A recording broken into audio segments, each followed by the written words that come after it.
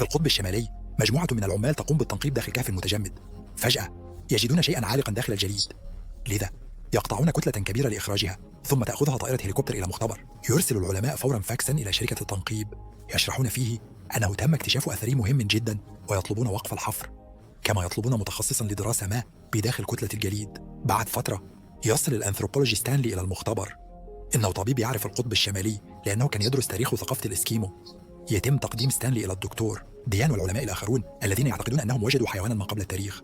في عام 1888 وجد الروس ماموثا بخلايا لا تزال صالحة، لذا لديهم آمال كبيرة لاكتشافهم. ثم تستخدم المجموعة ليزرا لقطع كتلة الجليد بعناية طبقة بطبقة لتجنب أي ضرر للمخلوق. لدهشتهم الكائن بالداخل ليس حيوانا، إنه في الواقع إنسان نياندرتال. يحلل ستانلي مظهره ويستنتج أنه صياد عاش قبل حوالي 20 إلى 40 ألف سنة. يريد إلقاء نظرة أقرب، لكن ديان تشرح أن هدفهم هو تقطيع رجل الكهف إلى قطع وإرسالها إلى أفضل مراكز الأبحاث في العالم. بعد ذلك يذيب العلماء رجل الكهف ويزيلون ملابسه وأدواته لبدء أخذ عينات الأنسجة، كما يعطونه تحويلة ويراقبون دماغه باستخدام الأقطاب الكهربائية. تشير الاختبارات إلى أن خلايا وأعضاء النياندرتال في حالة مثالية. وتفترض ديان أن البشر القدماء كان لديهم مواد حامية من التبلور، وهي خلايا خاصة تمنع التبلور. بينما تستمر الاختبارات يصدم العلماء فجأة بملاحظة بعض النشاط الدماغي الخفيف القادم من النياندرتال. يقررون محاولة إحياء الرجل، لذا يقومون بتخديره ويصدمونه بجهاز إزالة الرجفان حتى يتمكنوا من اكتشاف نبض قوي. بمجرد أن يصبح رجل الكهف مستقرا يزيلون التخدير ويبدأ النياندرتال في الاستيقاظ. إنه مرتبك جدا من محيطه والأصوات والوجوه المقنعة، لذا يبدأ في الذعر فورا. يأخذ ستانلي قناعه ويهدأ رجل الكهف عندما يرى وجها بشريا، مما يسمح للآخرين بتخديره بحقنة. بعد ذلك تناقش المجموعة مستقبل رجل الكهف. بالفعل يأملون في نوبل. فريق القطب الشمالي يحاول تطوير مادة حامية من التبلور لتجميد مرضى السرطان وإذابتهم عندما تجد البشرية علاجا. لكن الآن بعد أن لديهم النياندرتال يعتقدون أنهم يمكنهم إيجاد طريقة لتجميد الناس لتحقيق الخلود. يعارض ستانلي الفكرة مشيرا إلى أن البشر لا ينبغي أن يعيشوا إلى الأبد وأن العالم مكتظ بالسكان. يتم تجاهل مخاوفه، ويتفق العلماء على أنهم لن يخبروا الصحافة في الوقت الحالي لأنهم لا يريدون أن يتحول النياندرتال إلى شخصية مشهورة. ثم يقول ستانلي إنه يجب أولا دراسة رجل الكهف في بيئة طبيعية، مما سيعلمهم المزيد عن العصور ما قبل التاريخ. بعد الكثير من التوسل يقنع الفريق بالسماح له بأسبوعين لإجراء أبحاثه الخاصة. قريبا يتم إعداده في فاريوم خاص ويضعون النياندرتال بداخله. عندما يستيقظ يجد البيئة مألوفة ويبدأ في ممارسة روتينه المعتاد. يشرب عصير التوت للتعامل مع عطشه ويطارد طائرا بعيدا عن عشه لسرقة البيض. في المساء يشعل النار باستخدام الحجارة ويطهو طعامه. في الصباح يغسل جسده تحت شلال قبل أن يذهب للصيد برمح يصنعه بنفسه. يصدر مجموعة من الأصوات التي تلفت انتباه خنزير بري يحاول مهاجمته، لكن رجل الكهف يتفادى في اللحظة الأخيرة ويعلق الخنزير بين الصخور، مما يسمح له بقتله. لاحقا بينما هو يصطاد يجد خرطوما عن طريق الخطأ ويكسر نهايته مرتبكا من المعدن. بعد الكثير من الشم واللعق يبدأ في تتبع الخرطوم وسحبه من الأرض حتى يصل إلى باب معدني يهزه حتى يتمكن من فتحه. لذا يسرع العلماء لإغلاق باب ثاني لمنعه من الدخول. تبدأ المخلوقات من المختبر في الزئير، بينما يبدأ العلماء في إصدار الكثير من الأصوات لتخويف الرجل بعيدا. غاضبا يتسلق النياندرتال الشلال ويجد الآلة التي تشغله. يبدأ في الصراخ بينما يحاول كسر الآلة ويضرب الجدار. لذا يدخل عالم إلى الفيفاريوم ويطلق عليه سهما مهدئا، ثم يضعونه على نقالة لأخذه إلى غرفة العمليات حيث سيأخذون مجموعة من العينات كما خططوا في الأصل. يخاف ستانلي ويذكرهم أن أسبوعيه لم ينتهيا بعد، لكن ديان تخبره بقبول الأمور كما هي. في المساء يعرض ستانلي على ديان فيديو يظهر قبائل مختلفة قادرة على الرقص أثناء المشي على النيران، لكن ديانا تقول إنه مجرد حجب عصبي. يشير ستانلي إلى أن ذلك يفسر فقط عدم وجود الألم وليس عدم وجود البثور على الجلد. بعد ذلك يسرع الفيديو ليجد مشهدا حيث يضع الرجل الأصلي إبرا في وجه صديقه. نظرا لعدم وجود دم يعتقد ستانلي أنهم ينتجون مادة كيميائية تحمي أنسجتهم. يفترض أن رجل الكهف ينتج مادته الكيميائية الخاصة أيضا، ويقنع ديان بالسماح له بدراسته أكثر.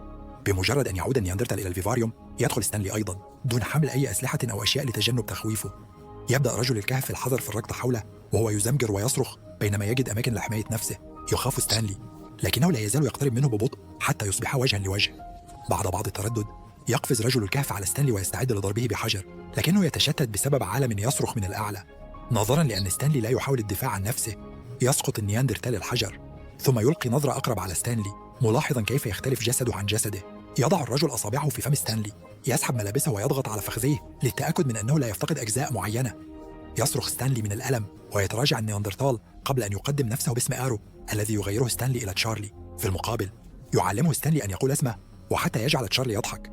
ملاحظا الندوب على صدره يسأل ستانلي عنها ويطلق عليها تشارلي اسم بيتا بينما يشير إلى الأعلى. شكل الندوب والإيماءات تجعل ستانلي يعتقد أنها تعني طائر.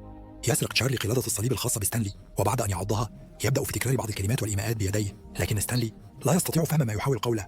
في اليوم التالي تصل اللغوية مع بيل، ويعرض ستانلي عليها تسجيل محادثته مع رجل الكهف، لكنها ستحتاج إلى المزيد لفهمه بالكامل. ثم يبدأ ستانلي في قضاء الوقت مع تشارلي وتعلم العديد من الكلمات في لغته لأشياء بسيطة مثل صخرة، ضفدع، وعظم. يشارك تشارلي طعامه معه أيضا. في المقابل يعلمه ستانلي كلمات سهلة بالإنجليزية. تراقب مابل كل شيء على الكاميرات وتنبهر بمفردات تشارلي الواسعة. في إحدى الليالي بينما يجلسان بجانب النار يبدأ ستانلي في غناء أغنية يحبها تشارلي ويشجعه على الاستمرار. أثناء اللعب بعظام وجبته يصدر تشارلي بعض الأصوات ليغني بسعادة. بعد فترة يضع العلماء تشارلي في النوم مرة أخرى لأخذ المزيد من العينات وبدء تجربة جديدة. يتم وضعه داخل غرفة خاصة في درجة حرارة منخفضة جدا. نأمل أن يؤدي ذلك إلى تنشيط المواد الحامية من التبلور ويجعل من الأسهل على العلماء استخراجها. يستمر ستانلي في الاحتجاج قائلا إنهم يقتلون تشارلي وأنه لا يستحق أن يعامل كفأر مختبر. يبدأ نبض قلب تشارلي في التباطؤ وليس لدى العلماء خيار سوى إخراجه. بعد ذلك في الفيفاريوم يستمر تشارلي في الصراخ بغضب على ستانلي لأنه غير سعيد بكل التجارب والندوب الجديدة. فجأة يقفز ويدعي مهاجمة ستانلي. يضرب الأرض برمحه قبل أن يطعن صدره. يطلب من ستانلي مساعدته على الانتحار، لكن ستانلي يرفض القيام بذلك، وبعد بعض الصراع يغادر الفيفاريوم. لاحقا في الخفاء يطلب ستانلي من ديان المساعدة. كل الدراسات تبعد تشارلي ببطء وتسبب لهم فقدان الاتصال به. يريد ستانلي أن تذهب ديان إلى الفيفاريوم معه لأن وجود امرأة قد يساعده على الهدوء. عندما يدخلون الفيفاريوم تكون يد تشارلي مجروحة ويستخدم مسحوق الصخور لرسم الطائر من ندوبه على الأرض. تشعر ديان بالتوتر الشديد وتخاف عندما يركض تشارلي فورا نحوها للحصول على نظرة أفضل.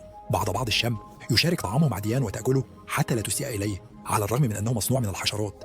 ثم يستمر تشارلي في اللمس وديان في البداية، لكنه سرعان ما يحاول النظر إلى فخذها أيضا. يوقفه ستانلي فورا ويصرخ الرجال على بعضهم البعض. لذا يجب على ستانلي استخدام كلمة نياندرتال لكلمة لي لجعل تشارلي يتراجع. ثم يجلب تشارلي بعض الأشياء من كهف لتبادلها مع ديان، لذا يجب على ستانلي رفضه.